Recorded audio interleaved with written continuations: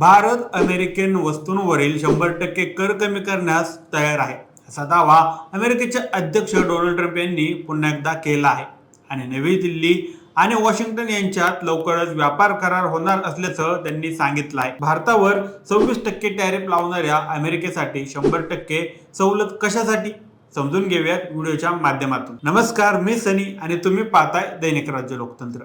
Donald Trump अमेरिकेचे दुसऱ्यांदा राष्ट्राध्यक्ष झाल्यापासून त्यांनी जे काही निर्णय घेतले आहेत त्यावर जगभरातून संताप व्यक्त केला जात आहे, तरी सुद्धा ते आपल्या निर्णयावरती ठाम आहेत। 2 एप्रिल 2025 रोजी ट्रम्प यांनी टॅरिफची घोषणा केली। त्यामध्ये भारतावर जवळपास 26% टॅरिफ लावण्यात आला।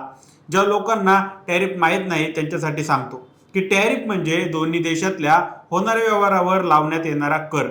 म्हणजेच जर भारताने अमेरिकेत काही गोष्टी व्यवसायासाठी पाठवल्या, उदाहरणार्थ मसाले, तर त्यावर 26% कर लावला जाईल। म्हणजे जर 100 रुपयांचे मसाले पाठवले असतील तर त्यावर 26 रुपये कर लावला जाणार।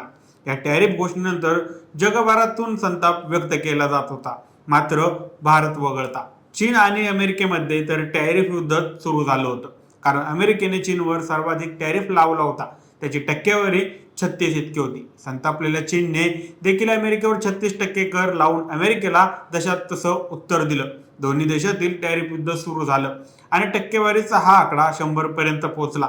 काही कालावधीने अमेरिकेने तुर्तास या टॅरिफला स्थगिती दिली। हे सगळं काही होत असताना भारताने याबद्दल चकार शब्द काढला नाही आणि आता मात्र दिल्ली आणि वॉशिंग्टनमध्ये होणाऱ्या व्यापारात मात्र अमेरिकेला 100% सूट कशासाठी, हा मोठा प्रश्न निर्माण होत आहे। फॉक्स न्यूजला दिलेल्या मुलाखतीत ट्रम्प यांनी सांगितलं की प्रस्तावित व्यापार करारासाठी त्यांना घाई नाही। अमेरिकेच्या राष्ट्राध्यक्षांनी वारंवार केलेल्या दाव्याच्या पार्श्वभूमीवर भारताने अमेरिकन वस्तूंवरील सर्व कर रद्द करण्याची आता ऑफर दिली आहे।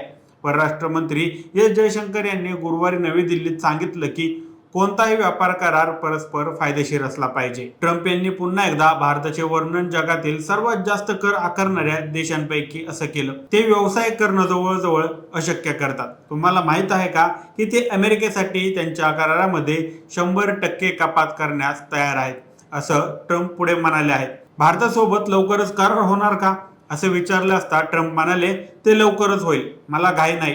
पहा, सर्वांना आमच्यासोबत करार करायचा आहे। दक्षिण कोरियाला करार करायचा आहे, पण मी सर्वांसोबत करार करणार नाही। मी फक्त मर्यादा निश्चित करणार आहे। मी आणखी काही करार करेन, कारण मी ते करू शकत नाही। तुम्ही इतक्या लोकांना भेटू शकत नाही। माझ्याकडे जवळपास 150 देश आहेत जे करार करू इच्छितात। भारत आणि अमेरिका व्यापार करार निश्चित करण्यासाठी चर्चा करत आहोत। गुरुवारी जयशंकर म्हणाले की भारत आणि अमेरिकेत व्यापार चर्चा सुरू आहे। त्या गुंतागुंतीच्या वाटाघाटी आहेत। सर्व काही व्यवस्थित होईपर्यंत काही निश्चित होत नाही। कोणताही व्यापार करार परस्पर फायदेशीर असला पाहिजे, तो दोन्ही देशांसाठी काम करणारा असावा, असं ते म्हणाले आहेत। पुढे जयशंकर म्हणाले की व्यापार करारांकडून आमची हीच अपेक्षा असेल।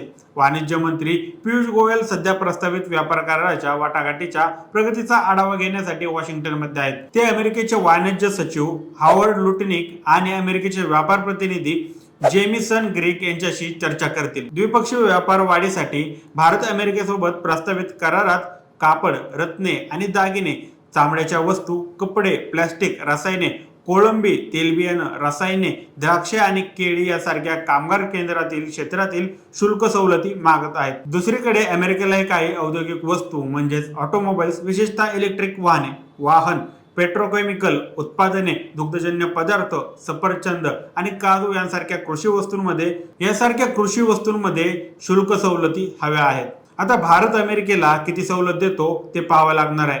जर अमेरिकेला 100% सवलत मिळत असेल तर भारतालाही अमेरिकेत 100% सवलत मिळाली पाहिजे।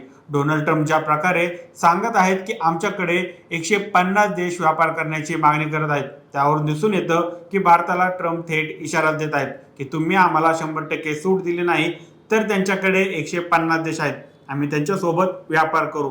आता हा व्यापार कसा सुरू होतो ते पाहणं महत्त्वाचं ठरणार आहे। याबाबत तुमची मते काय आहेत आम्हाला कमेंट करून नक्की कळवा आणि जर दैनिक राज्य लोकतंत्र चॅनलवर नवीन असाल तर चॅनलला नक्की सबस्क्राईब करा। धन्यवाद।